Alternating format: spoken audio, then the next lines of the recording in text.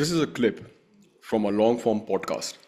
And what you'll notice is that our content is different, it's more intelligent. Subscribe to our channel and continue receiving such amazing and intelligent content from Discovery of an Author. Right now, what we get to hear is that people generally, when they try to explain the concept of creation or divinity, it is divided into two forms, the male and the female, the masculine and the feminine, and specifically with respect to the Indic cultures, Shiva and Shakti, right? So sure. It's like Shiva is the one who is the embodiment of the masculine energy, from which Shiva is an entity from which everything sprouts, be it theory, be it concepts, be it knowledge. Because in our stories, all I have heard is that there was a time when Shiva was telling Parvati what is yoga, or Shiva was telling Parvati what is this, what is that, and some or the another entity heard it, transmuted it, transformed things. So in my mind, the picture is always like this. There is one masculine entity called Shiva, who is the originator of everything. And once he has conceptualized everything, and when he wants to act to practically implement that concepts, then that energy becomes Shakti. Then that female aspect of his aspiration, so his aspiration and his will to do something becomes the feminine part of it. And that is when she executes his will. So it's like saying, if I'm sitting like this, and I just got an idea, and I'm like, oh, let's do.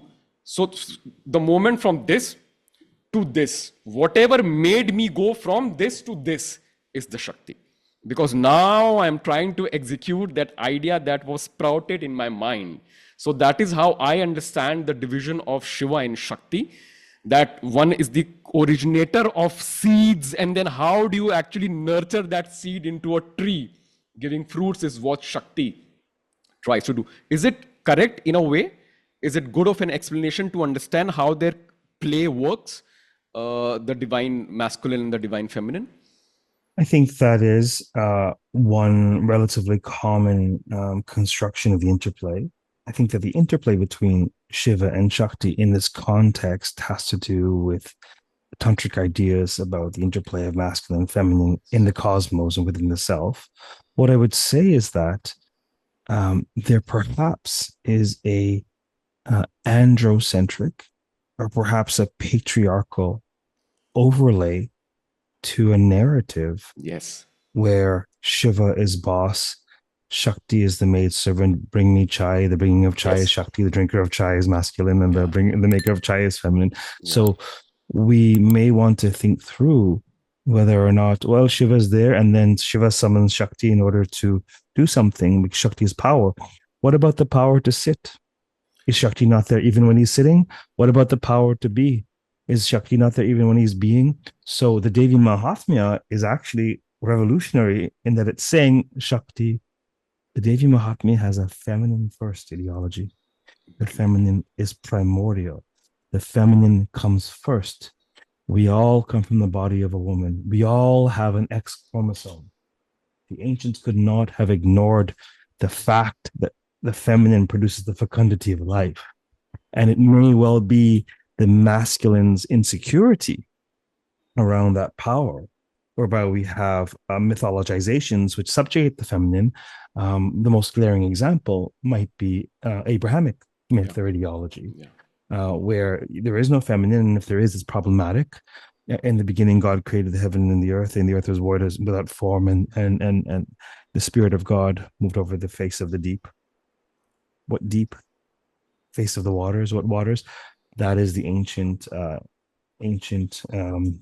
Near Eastern feminine principle. In the Babylonian myth, that's Tiamat. That is the feminine primordial waters that's subjugated by Elohim, by God in the Hebrew Bible. And that act is very much an act that is androcentric, or perhaps patriarchal in a sense. And so what is radical about the Devi Mahatmya is that the feminine is primordial, she's perennial, she is first, and all things emerge from her, right? She's there even before Brahma creates. So I do think there's a great deal of merit in what you had said earlier. I do want to point out that perhaps that's being transmitted through a patriarchal bias. Yeah, I agree, because you are absolutely right, Dr. Raj. When I deepened my own personal readings of Sri Aurobindo and Mother, and specifically when I read Savitri, he is very clear when he says that she is the creatrix. Full stop. She is the creatrix. There is no one beyond her. For him, it is she who created everything else, including the great gods. He used to call them the great gods. So he's like, she's beyond the great gods. Something you can't fathom, something you can't. That's precisely what the Devi Mahatmya Yeah, is mythologizing. She's beyond the absolutely. great gods. Beyond the great gods.